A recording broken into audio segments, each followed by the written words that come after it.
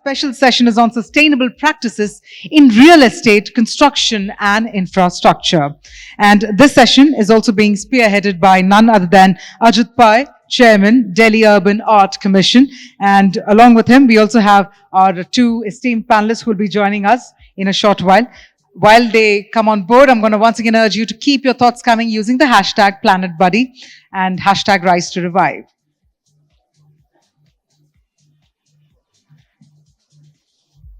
All right, so with that, we're all set. So let me please invite Mr. Ajit Pai, Chairman, Delhi Urban Art Commission. We also have with us Mr. Anand Kumar, IAS retired Chairman, Real Estate Regulatory Authority, NCT of Delhi. And we also have with us Basil Demeroutis, Managing Partner, FORE Partnership. We're talking about real estate, construction and infrastructure. Can we also construct together a nice synergetic round of applause? Been a while since we heard a really good sound of applause. We're craving for that. That's the sound we're looking at. Thank you so much for that energy. With that, Mr. Ajit Pai, over to you, sir. Thank you so much. And we are really delighted to have with us, two speakers that are very, very qualified for the city of Delhi and also globally on a subject that is critical to us today. And that is the very directly connected with the environment and what is happening today in fresh build as well as in brownfield. So to begin with, I'll reach out to Basil. And Basil, could you introduce FORE Partners and what the agenda is? And then also tell us a little bit about the kind of projects that you have done that could potentially be relevant to India. Great. Thanks very much for having me here. A real pleasure. And thanks for persevering throughout the day. I run a business called FORE Partnership. FORE is a real estate investor developer based in the United Kingdom. FORE stands for Future of Real Estate. And so our goal as an investor and developer is to try and shape the future of real estate. And we do that by creating environmentally sustainable and socially impactful buildings and places. Maybe just to your point about what we're doing and our perspective on the market, I'd maybe say three brief comments to frame the discussion. First of all, that real estate really is at the front lines of the climate emergency. When you think of it, real estate makes up about 40% of the CO2 emissions, 36% of energy consumption, 65% of waste, at least in the United Kingdom, comes from our buildings. It's an incredible strain on the system. When you think about the embodied carbon, we mine as a society something like 100 billion tons of newly mined materials from the earth every year. Some 50% of that goes into our buildings. And those of you who've got calculators at hand can probably quickly figure out that that's 50 kilograms of newly mined materials from the earth every single day, 365 days a year. So that's the entire mass of humanity we're taking out of the ground pretty much every day to go into buildings and into the environment. So it's a huge draw on our resources. And we're really not doing enough. We're not doing enough to retrofit buildings. We're focused, in my view, too much on operational carbon, the carbon that you generate from the operating of the building, not enough focus on the embodied carbon. Maybe we'll come back to that. And we've created, I think, some wonderful pilot projects and lighthouses of sustainable development, like we're here today in Aero City. But what about everything else that sits between these wonderful developments that I think of as the dark matter? So I think we've got this tremendous problem. We're a big piece of the carbon and climate emergency, and we're really not just doing enough.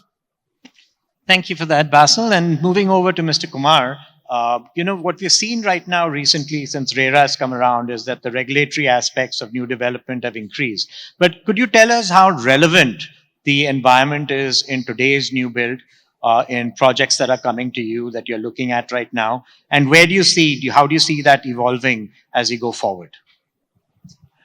You have asked a very relevant question. When we talk about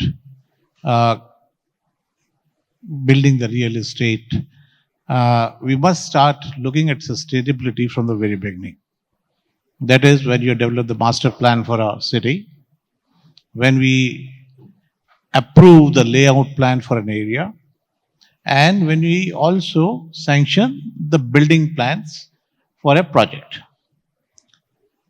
Quite often it happens that there's a right master plan, there's a right layout plan, a good building plan, but still you'll find a lot of encroachments happening and the sustainability goes out of the window.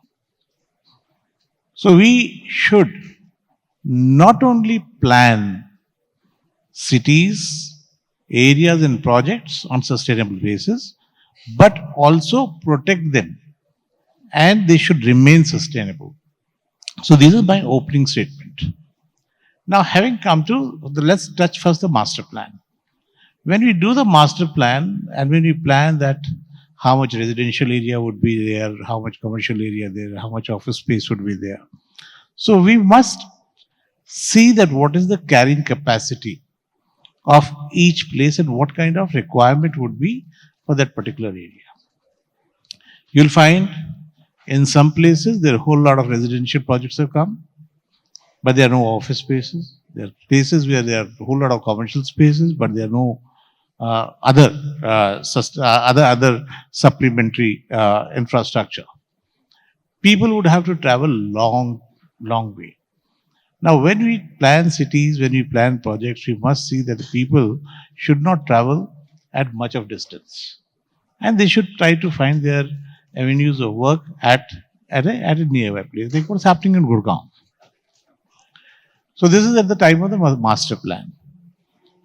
When we do the layout plan for the area, we must have right kind of parks, we should have right kind of lakes, we should have right kind of we should ensure that the air in the area is breathable. When you talk about the buildings, we should find out whether there is a water harvesting. We should also ensure that there is sufficient light coming from all the areas. It shouldn't be claustrophobic. You should use more of a glass. It should open to the sun. We should not depend much on the power. Rather, we should use sunlight to the extent possible.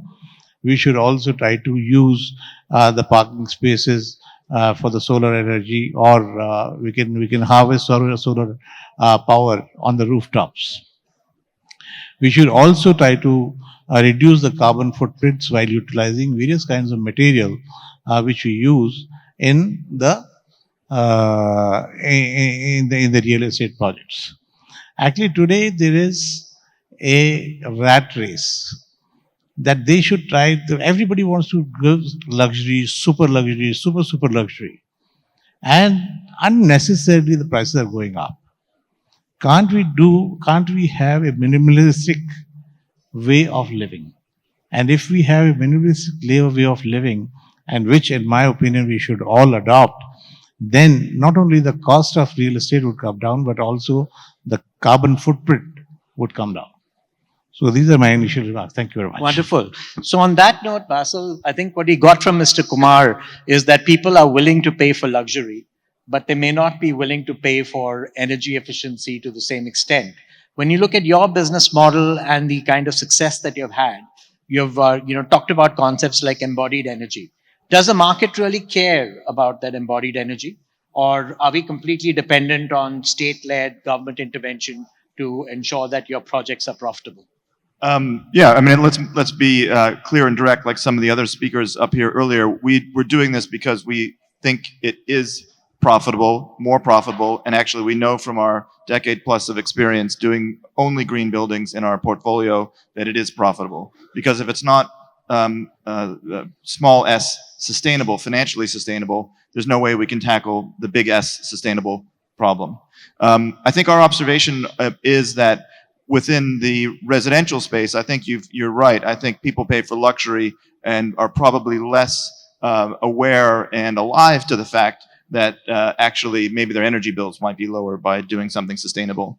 I think when it comes to commercial real estate, and which is why we're focused laser-like on the office market and the commercial real estate market, I think it's the inverse. You think of every company that you can imagine on any stock exchange globally, they all have a decarbonization target, 2035, 2040, whatever it may be. They all have an ESG policy. They've got regulators, be it federal, national, local, pan-jurisdictional, like in Europe or wherever it might be, breathing down their neck with an alphabet soup of regulations, SFDR, SDR, TCFD, you name it. They're all trying to make sense of it. What is the number one consumer of carbon in a company's business activity? It's the buildings they occupy. So what if I can go to a CEO and say to them, come to our building, and buildings make up 50% of your carbon footprint, and with one turn of the key, I take your CO2, your carbon consumption, your carbon emissions down by half. What's that worth to you? Is that worth 20 cents a month in rent? Is it worth 50? Is it worth $10 a month in New York or 10 pounds in London? I can tell you when you make it a strategic imperative, the answer is completely different. And that's our experience. Across our portfolio, universally, we've exceeded our business plan underwritings by about 30% in rent. And I think that's a trend that's only gathering momentum. The last thing I would say is that from a company occupier standpoint, if you're, again, a CEO or a business lead, people are buying things more and more on the basis of a shared sense of connection and value, whether it's the food you eat, the clothes you wear, where you go on vacation. You do that not because feature by feature you've analyzed that decision and decided that that's the best technical product. You do it sometimes because you just like that brand. You identify it with it. And so companies are now facing this, and the most single outward manifestation of that brand and their values is, of course, their real estate. So if their real estate is not an expression of their brand and their values, I think companies are dead in the water, and they're increasingly realizing that, and they've got to pay a premium to be there. Thank you. Mr. Kumar, when you're talked about sort of integrated land use, trying to mix the land uses to reduce commuting, to reduce some of the issues of congestion. But when we look at the new projects that are coming to you, how concerned is RERA right now about what the energy ratings of these projects are? Is that something that doesn't really bother you? You're more concerned about the square footage being represented right, about the funds of the investors, or not the investors, but the buyers of these. Some of them would take it for sort of self-occupancy. Is it fairness to them that is the primary agenda, and there's some limited attention given to environment? Or do you think that there is significant attention given, or do you think there's potential for even more attention to be given to environmental and sustainability features? You know, this sense of awareness has just started creeping in. And as far as Real Estate Regulation and Development Act is concerned, we do touch upon whether certain important aspects have been taken care of, like water harvesting, or whether renewable sources of energy has been used. And but we don't go much deeper into this, that whether what he's going to do on the garbage segregation, or what he's going to do with the open spaces or lighting of the areas, or what is the carrying capacity of the project is, because that is for the MCD to look into. Because when your approval is coming through through MCD or DDA, they must look at what should be the number of flats which they should permit on per acre or per hectare, whatever it is. And today you must be seeing various ads coming up that we are developing 500 flats in 2 acres, or somebody will be saying I'm developing 1,000 flats on the same spaces.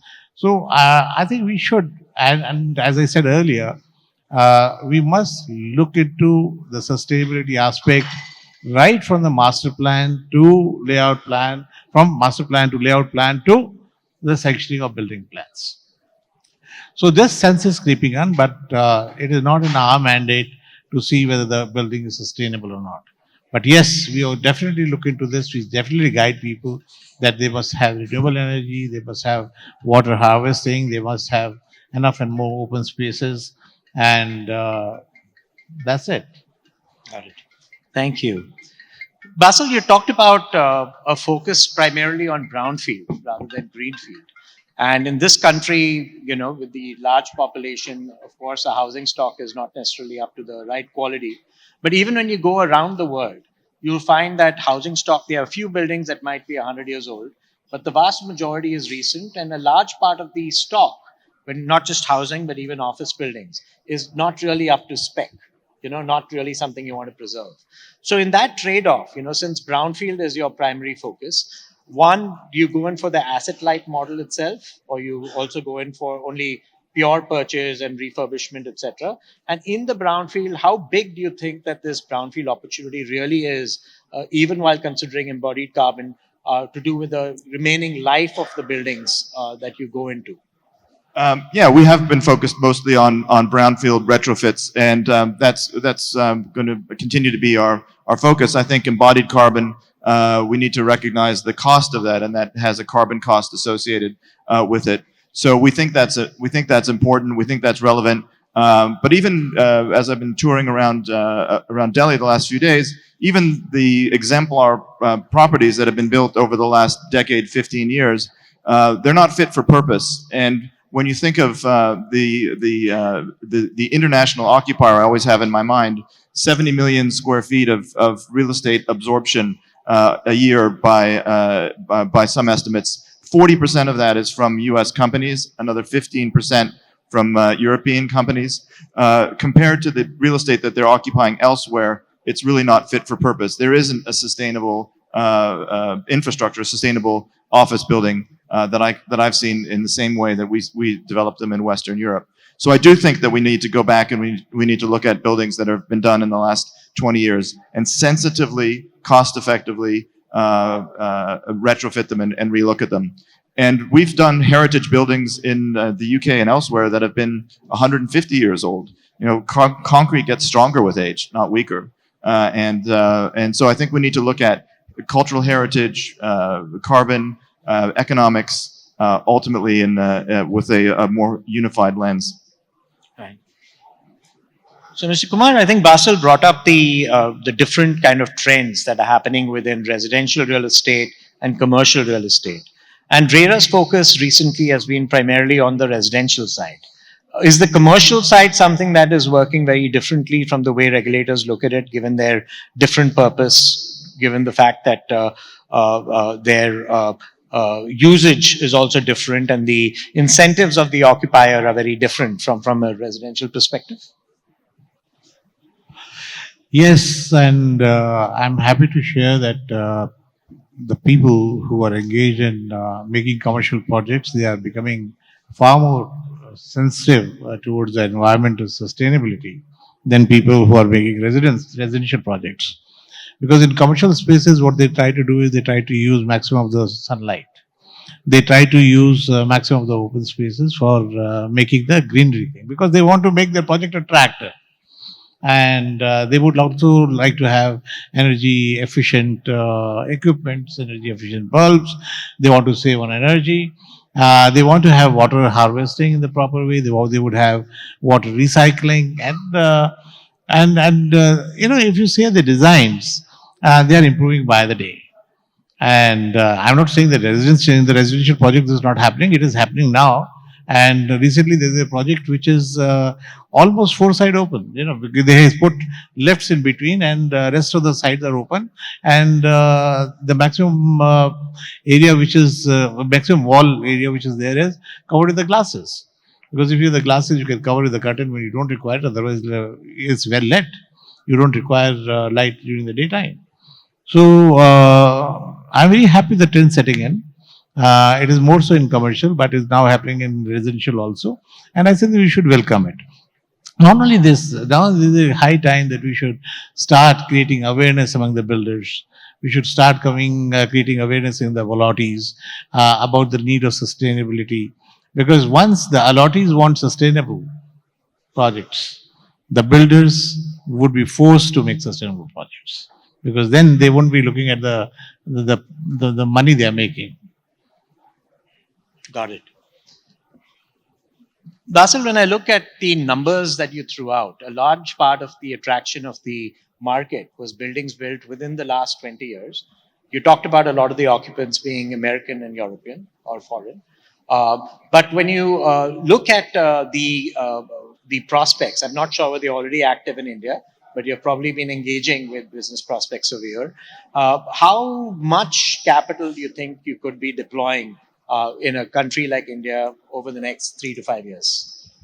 Look, we're here to really launch FORE partnership in India and to come here and deploy capital at scale in the commercial real estate sector.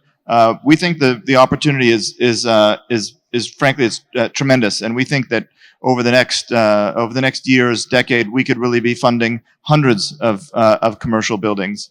You look at the pace of growth, you look at the pace of innovation, you look at the need, both domestic and international, and we see this as a tremendous financial opportunity. So I'd say watch this space and be on the lookout for FORE Partnership India very soon. And Mr. Kumar, in the real estate market, we have gone through a very material slowdown the past 10 years. There's also been shifts in the way real estate is being looked at. From the office space, we've had models like the WeWork space get weakened because of the work from home that's changing right now. So from a demand and a production perspective of real estate, are you seeing any shifts in the marketplace right now? And in the resurging market that we're seeing right now as it comes back, we have seen movement not just in residential, where things have moved quite a bit in certain segments, but even in the commercial, we are beginning to see signs of life. Are you seeing a greater focus on the sustainability and on the environment? And what is that, how are you measuring that? How are you measuring this greater focus that you talked about? As the new projects coming up, number one, as you said about the growth, the growth is going to be around 17 to 20%. And it has picked up the momentum, and as of now, it's stable. And the only thing I'm worried about is the investment, which is coming from more of investors rather than the end users. And if investors are investing at this point of time and not the end users, then I'm worried, because then the projects will get the project will get stalled later on after you had given the first installment or second installment. Second thing you talked about the life coming back to the real estate sector. It has come back, and it's a very welcome sign. People are moving out of the homes. We are moving out of the offices. The rates for the office spaces have gone up. The rates for the commercial spaces have gone up, and rates for residential sector, particularly in NCR region, is in fact going through the roof. And if you see the kind of amenities which the Dwarka Expressway has brought in, people are moving towards the Dwarka Expressway for the ease of commuting. So this is one. One question which you have not asked, but I would like to share with the people here, is again what I touched upon at the earlier this thing, that once we make the sustainable master plans, when we make the sustainable projects, sustainable areas, we must ensure that they remain sustainable. Today you see the whole lot of encroachments taking place in the parks. Whole lot of encroachments taking place on the roadsides. How do you stop that? What happens to the slums, unauthorized colonies?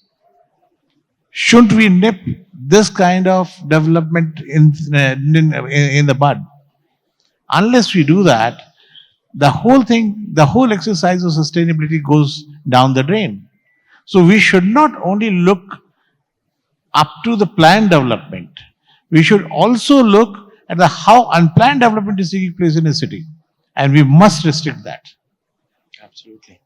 So yeah, the informal development being a very significant chunk of this city, does raise a lot of questions as to the planning process and how effective it is. But thank you both Basil and Mr. Kumar for being with us. Thank you to the audience, and on the behalf of Times Now Global Sustainability Finance, on the 6th summit, I just want to thank you all, for the attention that you have given.